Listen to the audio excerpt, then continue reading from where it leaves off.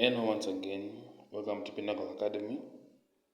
Today we are going to be looking at the learning area of biology, and we'll be looking at the topic of chemicals of life. We are going to be investigating about the various organic compounds that are used to sustain our livelihoods. They include the organic compound carbohydrate. Carbohydrate is usually used as a major energy supply to our bodies.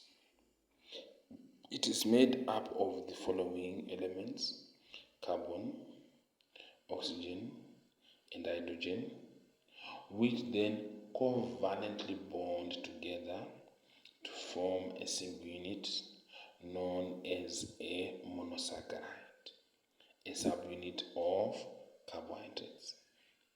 These are largely named according to the number of carbon that they possess.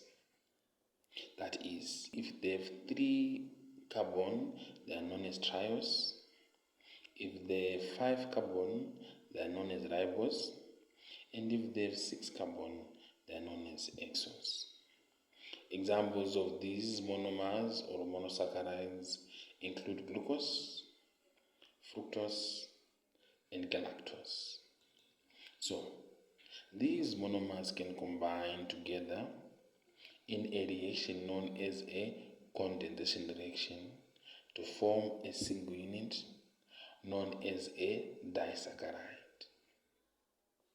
So, this means that by removing a molecule of water between carbon 1 from one monosaccharide and carbon 4 from another monosaccharide can result in the formation of a glycosidic bond, which then forms a disaccharide. When we combine glucose and glucose, we form the disaccharide maltose. When we combine glucose and fructose, disaccharide sucrose. And then when we combine glucose and galactose, we form the disaccharide lactose. So, when we continue forming these glycosidic bonds between single monosaccharide, it forms a macromolecule known as a polysaccharide. This polysaccharide has various functions, which can be structural, in the case of cellulose found in cell walls of plant cells, or it can be metabolic, in the form of starch that is contained in various organisms as a source of the reagent used in the respiration reaction. So that's largely about polysaccharides. To summarize this, a table has been constructed for you to see the different types of carbohydrates, examples of each of these carbohydrates, and where do they occur. So you can go through this table to familiarize yourself with the different carbohydrates. Another organic compound of note is proteins. They are generally referred to as bodybuilding foods, but they also play a role in repairing worn-out tissues, replacing aged tissue. They are also there to regulate a lot of processes inside our bodies. The smallest unit of any protein is known as an amino acid, and it is composed of carbon, hydrogen, oxygen, nitrogen, and sometimes sulfur. So, this amino acid is usually a combination of an amine group to a carbon that is connected to a carboxyl group, which is also connected to a hydrogen atom, and then a distinct residual group that gives the properties of the amino acid. Essentially, there are 20 different amino acids in living organisms that are different because of the different residual groupings. These then combine in a specific manner to form a protein.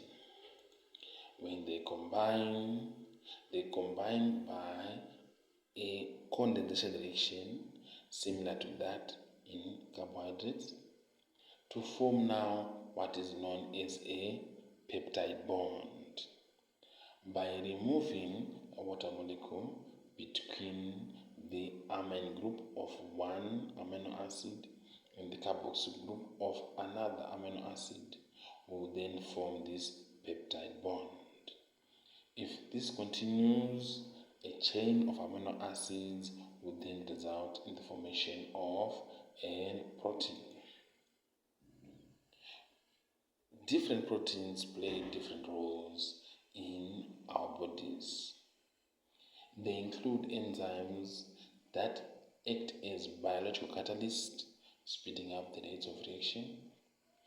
They also include hormones that control a lot of processes in our bodies.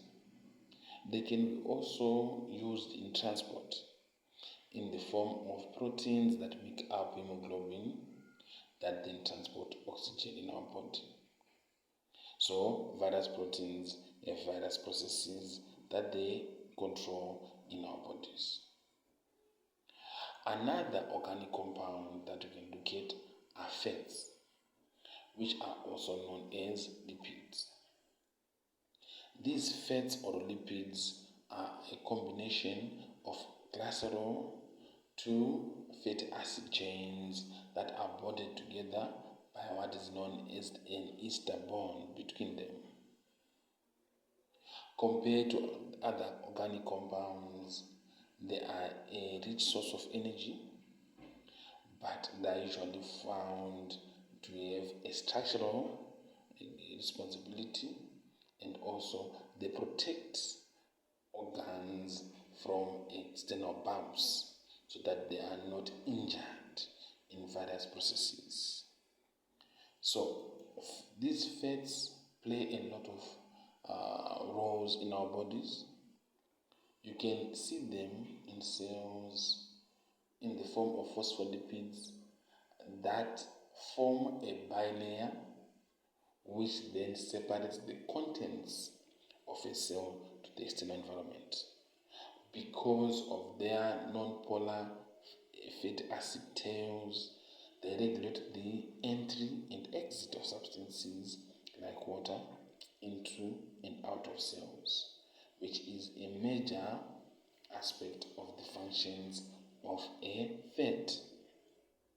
But they are also a store of energy, such that in cases where a body requires a lot of energy, it can access them from fat, which is then used in the respiration to release a lot of energy. Another organic compound of note are nucleic acids that are usually found in the nucleus to form the nucleotides that are used to keep the hereditary information of a cell and of an organism. We are going to discuss further about these nucleic acids in other topics. They comprise of a phosphate group that is connected to a 5-carbon sugar and also to a nitrogenous base. They are there to transmit hereditary information from the parent cell to the daughter cell. This is one of the major functions of these nucleic acids. This comes to the end of our lesson. I thank you for listening. For more information about our lessons in the learning area of biology, contact us on the numbers that are shown on the screen, or visit our website, or subscribe to our YouTube channel. I thank you.